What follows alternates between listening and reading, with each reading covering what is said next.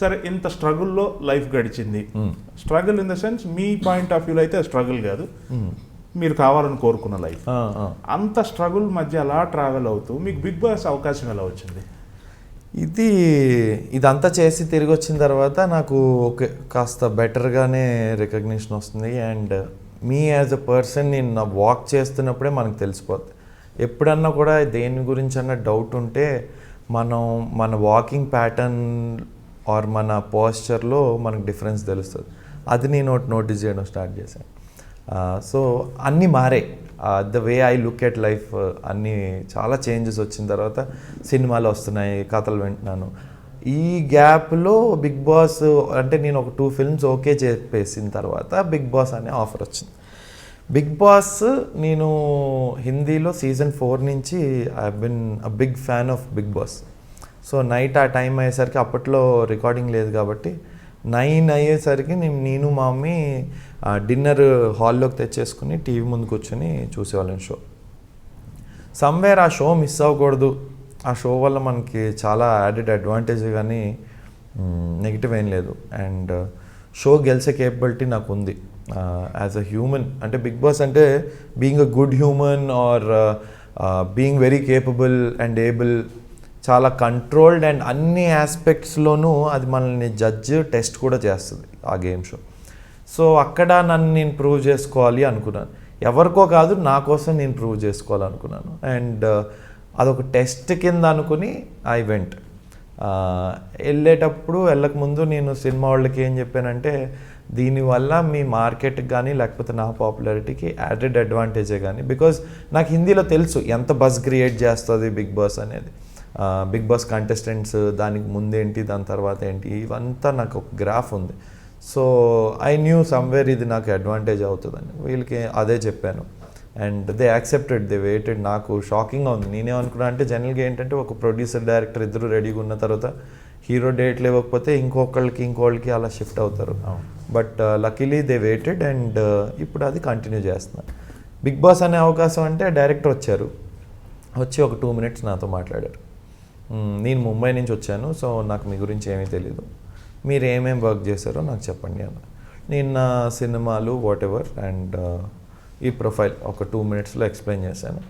Okay we want you in the show అని చెప్పి likes వెళ్ళిపోయారు. అయితే సో నాకు ఎప్పుడు షాకింగ్ అనిపించింది అంటే 70 peopleని ఇలాగే ఇంటర్వ్యూ చేసి అందులోంచి దే పిక్డ్ 14 members. సో వాళ్ళు ఏం చూశారు అనేది కూడా నాకు కరెక్ట్గా అర్థం కాలేదు కానీ, బట్ నా అంచనా ప్రకారం నేను మాట్లాడుతున్నప్పుడు నేను చెప్పేది కాకుండా నా బాడీ లాంగ్వేజ్ని వాళ్ళు గమనించి సెలెక్షన్ అనేది జరుగుతుందని నాకు అనిపించింది.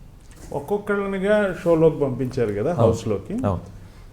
అంటే ఆల్మోస్ట్ మీకు మిగతా పార్టిసిపెంట్స్ ఎవరు అనేది ముందే తెలుసా? మీతో పాటు ఎవరు ఉండబోతున్నారు? లేదు, నాకు వాళ్ళు చెప్పింది 14 members ఉంటారని కానీ, బట్ ఎవరు ఏంటి అనేది, అది కాక మేము కూడా లోపలికి వెళ్ళినంత వరకు డిస్క్లోజ్ చేయకూడదు అని చెప్పారు. అండ్ అక్కడ పూణేలో ఉండే పరిస్థితి ఏంటంటే లోనావ్లాలో మాకందరికీ కూడా ఒక షాడో, వాళ్ళ చేతిలో మా ఫోన్ ఉంటుంది. మేము మా ఫోన్ వాడడానికి లేదు. Just before entering the show మేము ఒక 1 day ముందు వెళ్ళాం. అండ్ బయటకి ఎక్కడికన్నా వెళ్ళాలంటే తిని వెళ్తాడు. రాత్రి కూడా తను మన రూమ్లో ఉంటాడు. అంటే యాజ్ ఇఫ్ సమ్వన్ ఇస్ అంటే మనల్ని కట్టి పెట్టేసినట్టు ఆ టైప్లో అయిపోయింది. అండ్ ఇదంతా కూడా వాళ్ళు ఏంటంటే ఒకళ్ళు కంటెస్టెంట్లు ఒకళ్ళు తెలుసుకోకుండా చేసిన ఇది. అండ్ బయటికి షో దగ్గరికి సెట్ దగ్గరికి వెళ్ళేటప్పుడు కూడా కంప్లీట్గా ఫేస్ అంతా మాస్క్ వేసి మమ్మల్ని తీసుకెళ్ళారు. అండ్ ఇన్ఫ్యాక్ట్ ఇంటి లోపలికి వెళ్ళేటప్పుడు ఒక కార్ ఎక్కి మేము అక్కడే దగ్గరలోనే, బట్ కార్ ఎక్కి రౌండ్ తిప్పి ఒక ఇంటి లోపల తీసుకెళ్ళారు. ఈ జర్నీ అయ్యేటప్పుడు మొత్తం కళ్ళకు గంతలు అన్నీ కట్టి లోపలికి తీసుకెళ్ళారు. సో ఇదంతా కూడా వాళ్ళు ఎందుకు చేస్తున్నారు అంటే ఒక కంటెస్టెంట్ ఇంకో కంటెస్టెంట్ని ఇంటి లోపలికి వెళ్ళకముందు తెలుసుకోకుండా. ఓహో. సో అంత స్ట్రిక్ట్ మెజర్స్ తీసుకుంటున్నారు. సరే, లోపలికి వెళ్ళారు, ఒక్కొక్కళ్ళుగా అందరు వచ్చేసారు, 14 మంది వచ్చేసారు.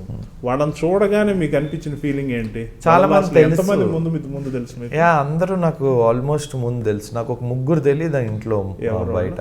నాకు కార్తిక తెలీదు పర్సనల్గా, మధుప్రియ తెలుసు, నాకు ఇంకెవరు తెలీదు, కల్పన గారు తెలీదు, కత్తి మహేష్ గారు పరిచయం లేదు బయట.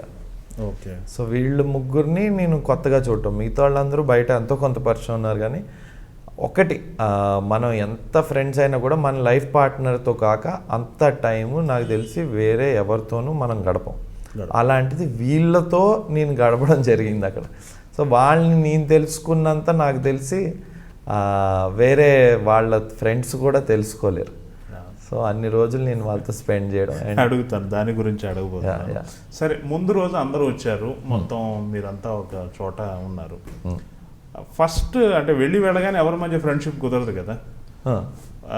14 మంది మొదట్లో కొంచెం రిజర్వ్డ్ గానే ఉంటారు కదా. అంటే ఆల్రెడీ పరిచయం ఉన్న వాళ్ళు ఉన్నారు కాబట్టి ఈజీ అయిపోయింది. ఓకే. ఆ లోపలికి చేరుకున్నాక ఆ ఫస్ట్ డే ఎక్స్పీరియన్స్ ఏంటి? అప్పటిదాకా ఒక బయట ప్రపంచంలో ఉంచి మిమ్మల్ని ఒకసారి పంజరంలో వేశారు కదా, ఆ రోజు ఎక్స్పీరియన్స్ ఏంటి? ఆ మొదటి గంటల ఎక్స్పీరియన్స్ ఏంటి? ఫుల్ ఎక్సైటెడ్గా ఉన్నాను. అంటే ఇంకా నాకు చిన్నప్పటి నుంచి షో అంటే చాలా ఇష్టం. ఆ ఇంట్లో నేను ఉన్నాను. ఓకే, మొత్తం చుట్టూరా అంతా ఎలా ఉంది, మా బెడ్రూమ్స్ ఎలా ఉన్నాయి, ఇవన్నీ చూసి చాలా ఎగ్జైట్మెంట్.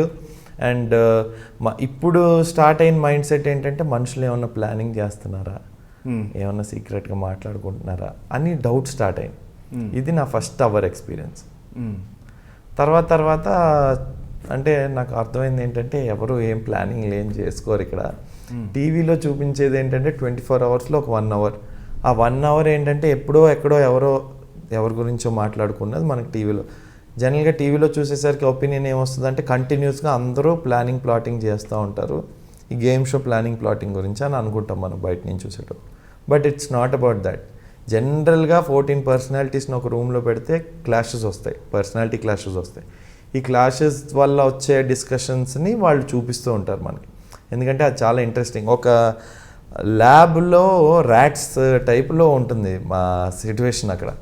అండ్ సైకాలజిస్ట్ని అడిగి నీ డ్రీమ్ ఏంటి, ఏం కావాలి నీకు అంటే బిగ్ బాస్ హౌస్ 14 మెంబర్స్ ఒక రూమ్లో ఉండడం, దట్ ఈస్ మై డ్రీమ్ అని డెఫినెట్గా చెప్తాడు, నాకు తెలుసు అది.